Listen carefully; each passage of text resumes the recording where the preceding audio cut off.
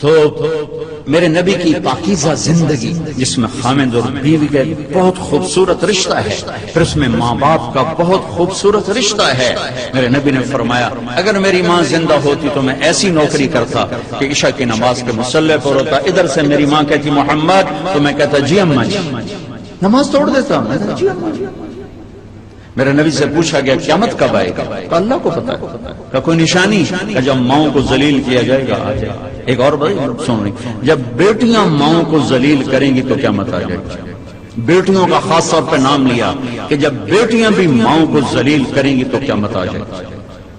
یہ بڑے خوبصورت زندگی میرے نبی ہمیں دے کر گئے. صرف تسبیح پکڑا کے نہیں گئے، صرف مصلی پہ بیٹھا کر نہیں گئے، وی سی کی کرسی پر کیسے بیٹھنا یہ بھی سکھایا ہے، اور بیوی کے ساتھ کیسے چلنا یہ بھی سکھایا ہے. عورتوں کو بھی سکھایا ہے کہ اگر میرے دین میں سجدہ ہوتا تو میں بیوی سے کہتا اپنے خامند کو سجدہ کر. اور ماں کے قدموں تلے جنت ہے تیری، باپ تیری جنت کا دروازہ ہے. ابو ہریرہ جا رہے تھے، ایک نوجوان آگے جا رہا تھا، ایک بڑے میاں پیچھے جا رہے تھے. او بھائی جی ما ھذا منک، یہ کون ہے؟ کہ جی میرا ابا. کا پیچھے چل، اس کو آگے چلا، اس کو آگے چلا، خود پیچھے چل. کبھی اس کے آگے نہ چلنا، کبھی اس سے پہلے نہ بیٹھنا، کبھی اس سے پہلے نہ بیٹھنا. امام زین العابدین پاکیزہ ہستی، اماں کے ساتھ کھانا نہیں کھاتے تھے. اور عرب میں الگ الگ پلیٹیں ہیں نا، یہ تو ہمارا دستور ہے. عرب کا دستور ہے کٹھے کھانا. تو ایک شخص نے کہا حضرت آپ ماں کے ساتھ کھانا کیوں نہیں کھاتے؟ آپ تو اتنے ماں کے فرما بردار ہیں. کہا بھائی مجھے ڈر لگتا ہے کہ میری ماں کی آنکھ کسی بوٹی پہ پڑے اور اس کا ہاتھ آگے آنے سے پہلے وہ بوٹی میں اٹھا کے کھا لوں تو کہ میں اللہ کی بارگاہ میں مردود نہ ہو جاؤں، اس لیے میں اماں کے ساتھ مل کے کھانا نہیں کھاتا. تو جن کے ماں باپ زندہ ہیں، استاد بھی باپ ہوتا ہے، سسر بھی باپ ہوتا ہے، ساس بھی ماں ہوتی ہے. اپنے استادوں کو بھی باپ سمجھو، حقیقی باپ کو بھی باپ سمجھو. حضرت علی نے فرمایا جو مجھے ایک حرف قرآن کا نہیں، کوئی ایک حرف سکھا دے، قرآن نہیں کوئی، تو میں اس کو غلام ہوں جہاں چاہے بیچ دے. ادب کرو گے تو اللہ علم دے گا. ڈگری کے لیے نہ پڑھو، علم کے لیے پڑھو. اللہ تمہارے لیے رزق کا دروازہ بھی کھولے گا، علم کا دروازہ بھی کھولے گا. ٹیچروں سے کہتا ہوں طلبہ کو محبت سے لو، ٹانٹنگ نہ کریں، طنز نہ کریں، بے عزت نہ کریں. بے عزت کرنے سے ریئیکشن ہوتا ہے، عزت ختم ہو جاتی ہے. اگر چھوٹوں کی محبت لینی، انہیں عزت دینا شروع کریں، انہیں پیار دینا شروع کریں، وہ آپ کو عزت دیں گے. اگر آپ بڑے ہونے کا روب جتلا کر ان پر سختی کریں گے، ریئیکشن آئے، ریئیکشن آئے. ہمارا ماحول ہے ماں باپ بھی سختی کرتے ہیں، ماں باپ بھی تربیت کے نام پر ڈنڈا اٹھائے پھرتے ہیں. اور کتنے بچوں کو بیمار کر دیا. تیرے نمبر کیوں تھوڑے ہیں، تیرے نمبر کیوں تھوڑے ہیں، تیرے اے کیوں تھوڑے ہیں، پتہ نہیں ایک تو اے بی کی تھوا بڑے، تو ان کو پاگل کر دیا ہے. اب یہ واچ کرو، دیکھو ماتھے پر رزق لکھا ہوتا ہے، ڈگریوں پر رزق نہیں لکھا ہوتا. یہ اچھے انسان بنے، اچھے انسان بنے، معاشرے کا اچھا فرد بنے. پڑھانے کی محنت ضرور کرو، پاگل نہ بنو، پاگل نہ بنو، اپنی اولاد کو پاگل نہ کرو. میرا ایک بچہ ذہین تھا، دوسرا ذرا متوسط تھا، تو میری بیگم نے دونوں کا آپس میں مقابلہ کرا کرا کرا کرا چھوٹے کو بڑے کا دشمن بنا. تو دیکھ تیرے اتنے تھوڑے نمبر آئے، یہ تیرا بھائی ہے، دیکھ اس کے کتنے اچھے نمبر آئے. وہ چھوٹے وہ بڑے کے گربان پکڑنے لگا اور اتنا اس کے ساتھ وہ بدتمیز ہو گیا. میں کہا ویک اے تیرے مقابلے کا نتیجہ ہے. ایک کا قدرتی استعداد تھوڑی ہوتی ہے، کسی اور چیز میں زیادہ ہوتی ہے. ایک پڑھنے میں اچھا ہوتا ہے، ایک کسی اور چیز میں اچھا ہوتا ہے. تو اپنے بچوں کی خوبیاں دیکھ کر اس کو ہائی لائٹ کرو. یہ صرف نمبروں کے اوپر نہ تولو. نمبر تو نقل مار کے بھی آرام نہ تجھ لے لو. تو کبھی اولاد کی آپس میں تقابل اور شدت اور سختی. ہمارا ماحول، میں چوتھی جماعت میں پڑھتا تھا، ہمارے استاد سے ماسٹر شفیع صاحب رحمۃ اللہ علیہ بڑے محنتی تھے، لیکن وہی ماحول تھا، سوٹے سوٹے ڈنڈے ڈنڈے. دسمبر کا مہینہ، سردی، ایک اس کا حساب کا سوال لکھایا سلیٹ کے اوپر. ہم 15 لڑکے یوں لائن میں بیٹھے. اچھا میں نے دیکھا، مجھے نہیں آتا، میں کہا چلو معافی تلافی ہو جاتی. جب وہ پہلا اس کو نہیں آیا تو پتہ نہیں کو 8-10 ڈنڈے پہ. میں کہہ لے بھائی مارے گئے یا اللہ. پھر دوسرا اس کو بھی ڈنڈے, پھر تیسرا اس کو بھی ڈنڈے, کسی نے نہیں آیا. اب میں سوال چھوڑنا تو حل کرنا تو چھوڑ دے. میں کہ یا اللہ جان کے میں بچائیں, کوئی راہ دکھا. اچھا ہمارا دیہاتی کلچر تھا تو ابا جی رحمت اللہ علیہ یہ کوئی رشوت نہیں ہوتی تھی, یہ اپنی سعادت سمجھ کر استاد جی کے گھر گندم جاتی تھی, چاول جاتے تھے اور گھی جاتا تھا, مکھن جاتا تھا, دیسی شکر اس کو تیار ہوتی تھی وہ جاتی تھی, گنے جاتے تھے, مرچیں جاتی تھیں, کنو جاتے تھے, آم جاتے تھے, یہ سب کچھ جو ہم بنا لگاتے تھے. اب میں سوچ میں پڑ گیا یا اللہ ہوں کی آکھاں استاد جی نوں کڑک آمنی ہے, چاول آمنے, کسے شاید ابھی موسم کوئی نہیں ہے جی کی کراں. پھر مجھے یاد آیا مرچاں کھلوتی ہیں. اب جب 2 لڑکے رہ گئے نا تو میں مسئلہ حل کر چکا تھا. تو میں اٹھا, میں کہا استاد جی ابا جی پیان دیان کل مرچاں گھر اپر جس. میں کہ شاباش میرا پتر شاباش, تو ایدے بیٹھ, تو ایدے بیٹھ. لبے مرچاں میری جان بچائی, لیکن یہ جھوٹ مجھے میرے استاد کی سختی نے سکھایا. میں جھوٹ نہیں بولنا چاہتا. یہ ماں باپ اپنی اولاد کو جھوٹ سکھا رہے ہیں بے جا سختی. ٹیچر پروفیسر بچوں کو جھوٹ سکھا رہے ہیں بے جا سختی. اور آپ سے کہتا ہوں کہ ادب انسانیت کا زیور ہے, ادب انسانیت کا زیور ہے. جو ایک حرف بھی پڑھا دے اس کے آگے کبھی سر نہ اٹھانا. اللہ تمہیں علم بھی دے گا, رزق بھی دے گا, عزت بھی دے گا. ماں باپ ہیں, استاد ہیں, سب کو عزت دو. اللہ تمہیں عزت کی چوٹیاں دکھائے, اپنی رضا بھی نصیب فرمائے. یہی میرا اسلام ہے اور یہی آپ کا دین اور آپ کا اسلام ہے. باقی جو کچھ ہے وہ فرقہ واریت کی آگ ہے, اپنے آپ کو اس سے بچاؤ. اور صدیوں کے بعد تبلیغ ایک ایسا کام ہمیں ملا ہے جو اس آگ سے پاک ہے. اس لیے اللہ نے اس کو 6 بر اعظم میں پھیلا دیا اور اس کو گلی گلی میں پہنچا دیا. اگر کوئی مجھے کروڑوں روپے دیتا کہ آپ لوگ یہ افریقہ کا چکر لگا لو, میں کہا بھائی ران دے میں گاڑی چنگا.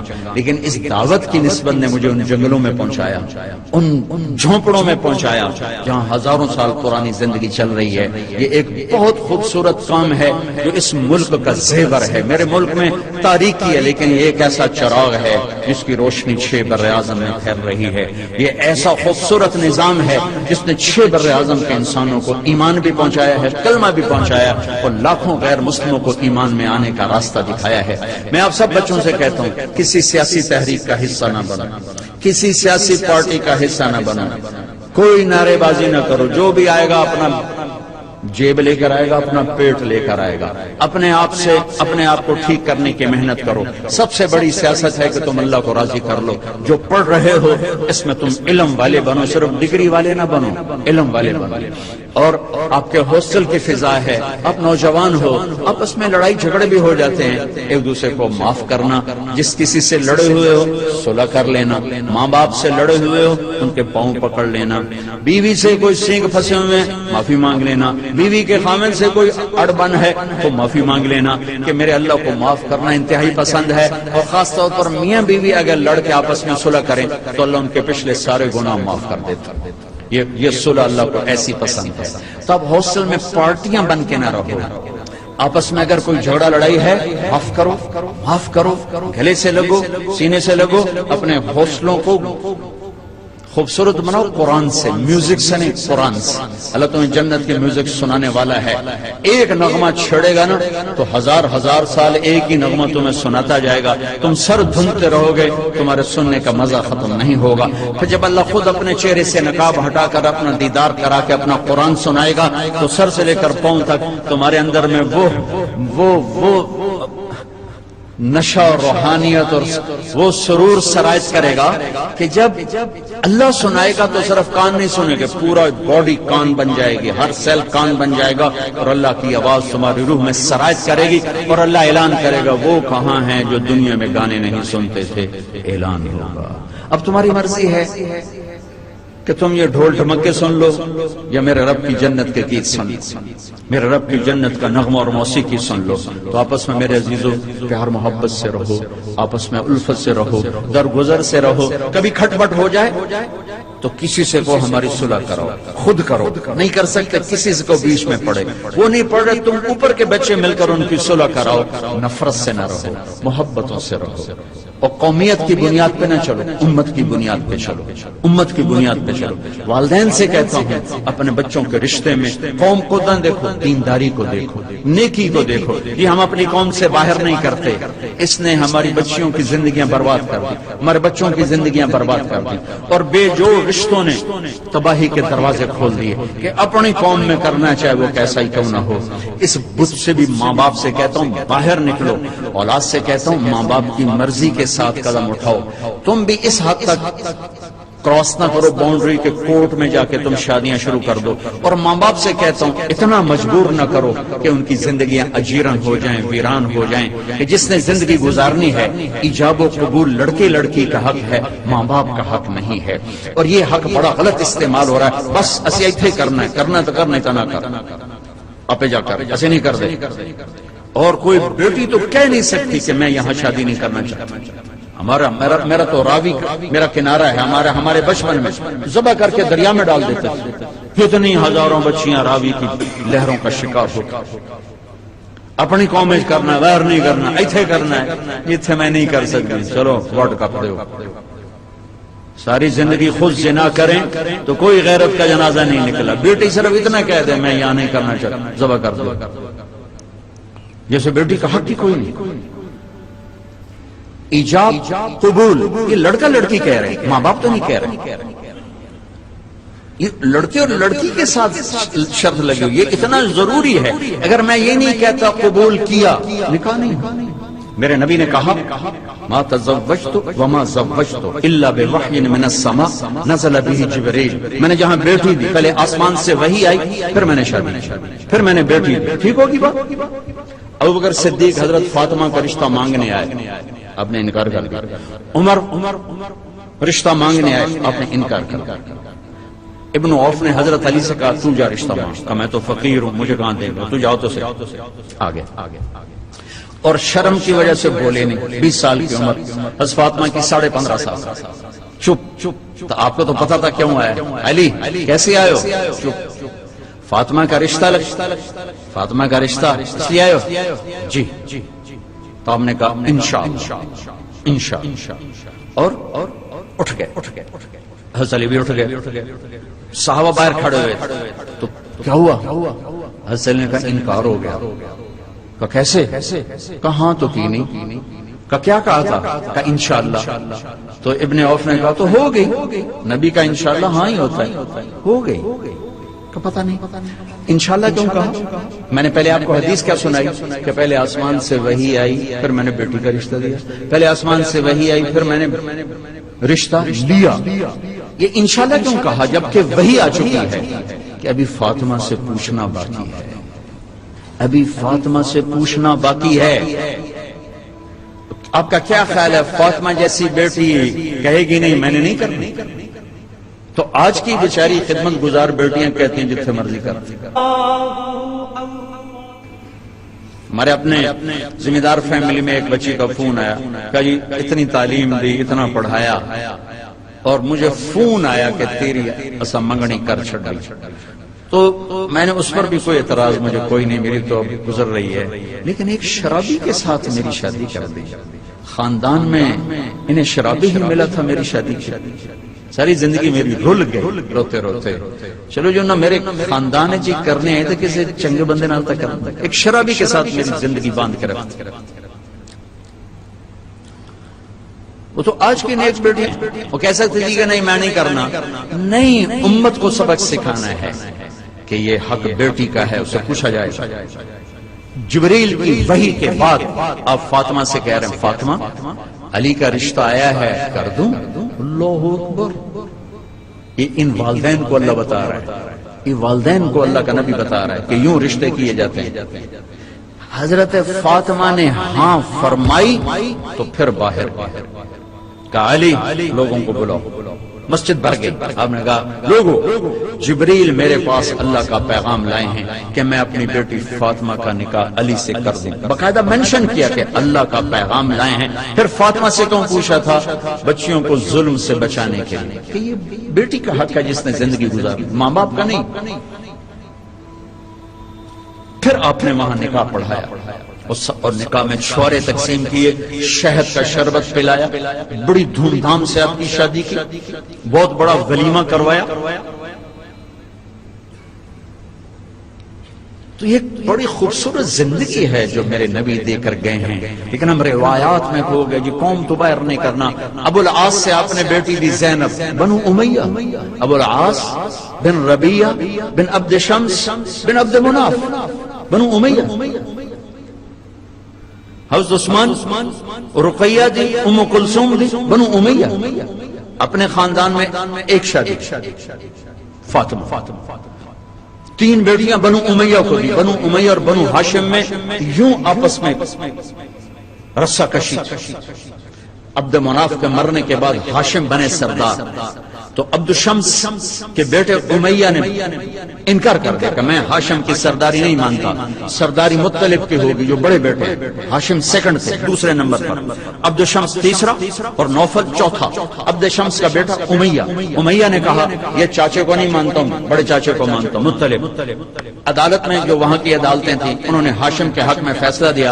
امیہ نے اپنا گھوڑا الگ بنایا جو بنو امیہ بنا اور بنو ہاشم کا آپس میں ٹکراؤ بنا. میرے نبی نے بڑی بیٹی حضرت زینب ابو العاص بن ربیہ بن عبد شمس امیہ کا بھائی ربیہ، ان کے بیٹے کو پہلی بیٹی. حضرت عثمان بنو امیہ دونوں بیٹیاں ان کو دے کر یہ برادری ہے، قوم ہے، ہم باہر نہیں کرتے، بچیاں بوڑھی ہو جائیں ہم باہر نہیں کرتے. اس ظلم کو توڑا ہے، اس ظلم کو توڑا ہے. تو میرے عزیزو یہ ایک خوبصورت زندگی ہے. اللہ تعالیٰ مجھے بھی نصیب فرمائے، آپ کو بھی نصیب فرمائے. کوئی بات دل کو لگی ہو تو لے لینا، کوئی پسند نہ آئی ہو تو مجھے اللہ کے واسطے معاف کر دینا. آج بہت بڑا مجمع دیکھ رہا ہوں اور ماشاءاللہ ہماری فصل بہار ہے. میں بھی کالجوں میں پڑھتا رہا ہوں، لیکن ہماری مسجد ویران ہوتی تھی. اقبال ہاسٹل کے درمیان میں ایک چھوٹا سا یوں گول لان ہوتا تھا، اس میں ایک پرانی ٹوٹی ہوئی چٹائی بچھی ہوتی تھی اور اس میں کبھی ایک لڑکا نماز پڑھ رہا ہوتا تھا، کبھی 2 کبھی 3. میں نے کبھی سجدہ اس لان میں نہیں دیا. میرے سامنے لڑکے پڑھ رہے ہوتے تھے، میں یوں برآمدے میں کھڑا تھا، یوں گزر رہے 2-3 لڑکے نماز پڑھنے والے ہوتے تھے پورے ہاسٹل. اقبال ہاسٹل میں 3 سے زیادہ میں نے لڑکے کبھی نماز پڑھتے نہیں دیکھے تھے. لیکن اب تو بڑی بہار ہے اللہ کے فضل و کرم سے. پورے گورنمنٹ کالج لاہور میں ایک لڑکے کی داڑھی، اور یہ کتنی بچیاں حجاب میں ہیں، پورے کالج میں ایک لڑکی حجاب والی نہیں تھی. یہ 69-71 ایک لڑکی حجاب میں نہیں، سب ننگے سر. اور پورے کالج میں ایک لڑکا داڑھی والا جس نے مجھے دعوت دی، نعیم الدین چودھری وہاں کا تھا، بنگلہ دیش کا تھا. اللہ نے ہمیں بہار کی آمد تو دکھائی ہے، اللہ کرے پوری بہار بھی دکھا دے. بھائی دعا سے پہلے ہم مل کر اللہ سے معافی مانگ لیں، کیونکہ جب کبیرہ گناہوں کے ساتھ دعا رک جاتی ہے. جب آدمی توبہ کرتا ہے تو اللہ سارے ہی معاف کر دیتا، سارے ہی معاف کر دیتا.